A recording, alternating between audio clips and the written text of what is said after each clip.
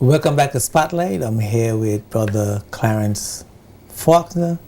He's the Managing Director of Pension Management Interactive.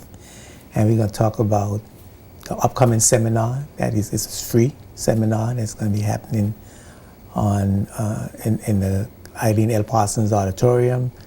Welcome, Brother Faulkner. Good to see you. Good evening, sir. Everything good? Yes, sir. Cool. Big seminar coming up. You decided that you were going to do a seminar. How did that come about?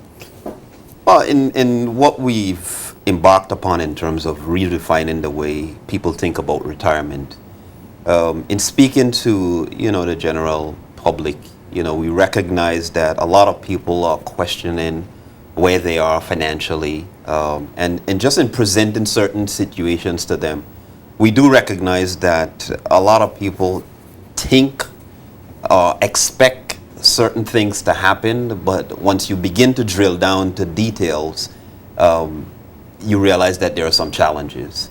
So what we've done is we've embarked upon this journey to say, all right, let's share knowledge. Let's try and bring people together. Many of the public have seen the signs with a red question mark around town. And it's basically to provoke the discussion as it relates to what is my replacement rate? What am I going to do when I no longer am able to earn a salary? What sources of income am I going to draw from when I'm no longer earning a salary as well? So those are some of the questions we aim to answer by now putting on a conference where we want to talk openly about the issues of savings and investments, age pension from Social Security, and pensions. And we believe a combination of those three, if well managed and planned for, then creates what is referred to as a replacement rate. And just explain to us what a replacement rate means. Well, the two operative words is replacement and rate. And replacement basically means what are you going to replace what you were receiving during your working years with after you're no longer working. And obviously the rate comes in terms of what percentage of that earnings that you were making while you were working are you going to need to survive after you're no longer working. Okay. So what we want to do is to basically dive in and have people understand how to do that. And this seminar is coming up on what date?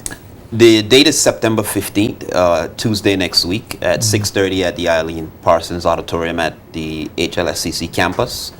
And we're hoping that, Parsons take the time to come out, gather some information. And I must say that one of the things that we want to do is to have persons receive a handout whereby they themselves can go home after going through the seminar, use their own financial information and determine where they are today, but more importantly, where they'd like to be in the future from now. Okay. And you're saying that if we don't plan for retirement, the chances are what will happen? Well, there are a couple of things. One, obviously you'll be financially challenged. Two, you will become a burden on the system, because one of the statistics that I found out to be quite interesting is the issue of the amount of money government spends on social assistance. And in looking at that data, I realized that annually that figure continues to rise. So the way we've interpreted that data is to say if government is providing social assistance or social allowance to its citizens, it means that the citizens themselves are not providing for themselves. I don't think I would not want to think that persons are just simply going to government simply because they can. I think persons are genuinely in financial difficulty, and then they are actually seeking assistance.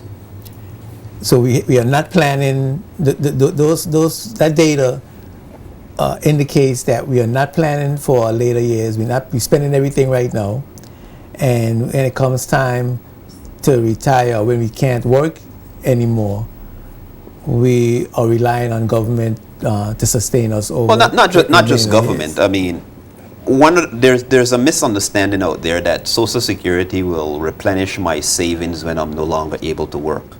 That's something we need to clarify, because Social Security is not going to just replace your salary. Obviously, there is a percentage and there's a formula which we will highlight during the seminar. But I think persons need to understand that that's just one component of the overall picture. And I think once they have the ability to understand how that is determined, persons can sit down and identify exactly where their financial situation is. Let me just give you one example. One example. Social Security's, I think Social Security's maximum payment is approximately $280 a month. It's $279 something. Maximum? Yeah, that's. No. When you. I mean, what you pay in. Oh, the contribution. The contribution. Yeah. What you pay in your contribution. I think the maximum contribution is $279 something. Let's say round it off. $280 a month. What can you expect as an income upon retirement from you making the maximum contribution to Social Security? Is that something that you could? Now you're asking me to tell you about the seminar. Oh.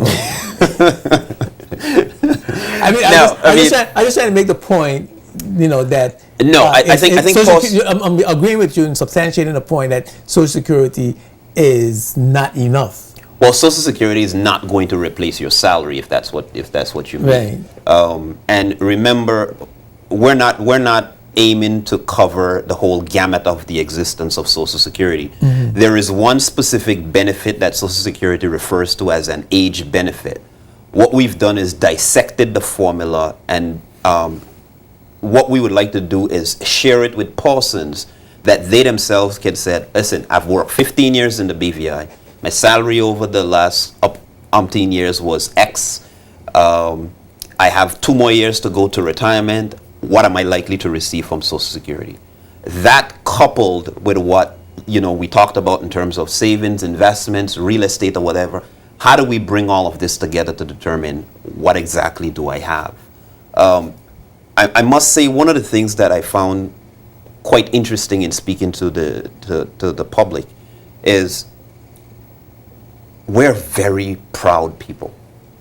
I am going to see you today and ask you how you're doing, and you're going to say, Clarence, I'm fine. And then as the sun goes down, or things get a little quiet, you're the same person that's going to be walking over to government, looking for that social assistance. But I'm going to see you tomorrow again, and I'm going to ask you how you're doing. You're going to say, boy, good. The key thing there is we don't want persons to know how bad things are. And it's genuinely human nature. But I think for us, we are not trying to highlight someone's financial difficulty. What we're trying to do with this seminar is to say to persons, let's have a discussion. Here is some information that you can then utilize based on your current situation, where you can go home with this one pamphlet or this one booklet. There are 4 columns that we're going to create that says you plug in these figures and you multiply the different formulas and you see where you are. Once you determine where you are, you can now say, okay, I have 10, 15, maybe 5 years to retirement. These are the areas I need to address. Right? And I think from that, persons are now cognizant of where they are. Now, don't get me wrong. Special events will happen, whether or not their family changes, maybe a family crisis. Those are some of the things we'll talk about in terms of, even for those persons who have had financial planning for 10, 15 years, what is one event that can derail the entire process? That's another discussion that we'll have as well. Because in speaking to families, we do realize that one family member can be a very good planner, but because of some situation, it can wipe out the entire family. A catastrophic illness, for example. Something. Yeah. That's why NHI is important. I will leave NHI to you guys. I slip it in there, as a joke, but it's serious. Now, you're planning to give some tools for persons to plan their financial situation for retirement. The approach is first to give persons an understanding of the avenues to provide for themselves financially. We're going to look at the different pillars of what we consider to be planning for retirement. Then we're going to dissect the tools to show people how to use the tools. Towards the end of the session, what we're going to do is to actually give persons a flyer with the actual tools, with the blank spaces where they can fill in their own information. Financial information for an individual is very private information. That's why we prefer to give persons the information, go home, sit with your family or sit by yourself. So you could plan for yourself. You figure out what your situation is. Okay. Clearly, if you're having some difficulties with it and you'd like to speak to us, we're there. But the one thing I would want persons to understand with this session is we're not trying to sell anyone anything. We're not charging for the seminar because we see this as an opportunity to pass knowledge on. We have decided that we're not promoting even our firm because we want persons to simply take the information, utilize it for themselves, because we believe a better educated public on this matter is a safer public. Okay. Is it too late to plan for retirement? It's never too late. I mean, there's always a question that someone will say, I am in retirement. Or I'll throw another one that I hear a lot. I don't make enough money to retire. Well, if you don't make enough money to retire, you don't make enough money to save. What are you going to do when you're no longer making money? When you can't work, when you in fact can't work. Yeah. So a person, say, who is in their 60s, and usually that's like, 5 years out from retirement, and that person hasn't planned anything. What do you say to that person? Yeah, that's a difficult one, and it's an isolated one where we'll have to look and see if there are any asset generating possibility. Let's say, for instance, do they have property that can create an investment opportunity? If it's just someone who have not planned, don't have anything, and don't have anything to fall back on, including family, then you're on the border of being destitute, basically. That's a difficult. It is. A difficult situation. So when should you start planning for retirement? As soon as you start working. I mean, we've highlighted that the audience for this conference is 16 years plus, because we believe the sooner you understand what is at stake, the sooner you can start. The notion that, retirement is for persons who are older and I don't have to worry about that now, that's just one of the misconstrued concepts that persons wake up one day and realize, well, I'm no longer 25, I'm now 45, and I don't know about job security. Then it becomes an issue. Okay. Well, what is the latest then you should think about planning for retirement? I mean, you should start planning for retirement from the time you start working, as you said, but for persons who may not have started as yet, and you don't want them to wait till it's too late, what age would you say you need to start focusing and planning immediately? That would make sense when you do come to the retirement age, whether it's 65 or over. I mean, your most productive years are anywhere from 25 to 45. And in that window, I would say is a good time to really start, because during that window, I mean, if you're planning on doing your home, you're probably in that space. The height of your expense ratio is going to be in that space.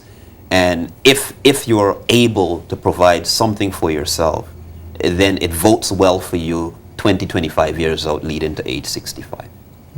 So how do you, so about 40 is the latest you should? Well, I wouldn't want to put a number on it, simply because they're what we refer to as late bloomers. Mm-hmm. I mean, some people will go to university or get their degrees later. I mean, I know some single parents who have had their kids, and then all of a sudden they say, all right, I want to go back to school because, everybody's coming in this company and passing me because I don't have that piece of paper. So their revenue generating years may be later than earlier for someone who have gone to college right out of high school. Mm. So identifying a specific age is going to be quite challenging, because they are based on unique circumstances and the circumstances surrounding the individual. Yeah. I'm just trying to determine at least when you should start giving it some thought, whether you're in a position to plan whether you're making any. If you're starting a family, yes, it's the right time to start, Is it- because I think once you're starting a family and you now have the responsibility of looking out for someone, you want to make sure that not only you are secured, but the people that you're responsible for is somehow protected. Right? And there are different avenues that can take. Now, in planning for retirement, and I suppose that this will be in the seminar, but budgeting is going to be become an issue. Well, yeah, and obviously with financial budgeting, it gives you the ability to determine how much you're going to save. And one of the things that we'll talk a little bit about as well is the issue of you, the individual, versus the land. You, the individual, need to have some level of discipline. The land has laws that we have to adhere to. Those two pillars and those two items, if not properly managed, can actually destroy the individual. Okay. All right. So give me an example. I mean, I don't want you to give away the seminar, but I want to make the seminar interesting, make the seminar attractive. You know. So I mean, what you just said there, what does that mean? Okay. What does it mean is, let's say, for instance, you are going to retire in 5 years, right? They give you the option, let's say, for instance, of a lump sum payment of $50,000. 9 out of 10 times, persons will typically say, the long-awaited vacation that I wanted to take, I'm going to take it now. The $50,000 is your retirement fund for maybe the next 20 years. You're probably going to spend as much as 60% of that $50,000 on that trip. 60% of $50,000? Yeah. Seriously? Because you're going to say, you know what, I'm taking everybody on this trip. I'm going shopping. The things that I wanted to do all my life, I'm going to do them You're now. going to think $50 is a lot of money. Yeah. Discipline. The next one, let's say, for instance, the laws of the land. The laws of the land is basically, let's say, for instance, the one we were talking about tonight, Social Security. The law says that you shall contribute to Social Security. You have persons who will simply say, I am not contributing to Social Security. And I think the mistake that people make is that it is not Social Security and government's funds. It's yours. And if Social Security does not receive the contributions and the information to be able to turn around the information and reward you, then who are you really hurting? You're not hurting Social Security. I'll give you another classic example. I stood in the park the other day, and a gentleman said to me, you used to work at Social Security? I said, yeah, 5 years ago. He says, I just retired and they're giving me $860 a month. He said, for the last 30 years, I've been paying Social Security all my life, and I got $860 a month, and I'm getting that for the rest of my life.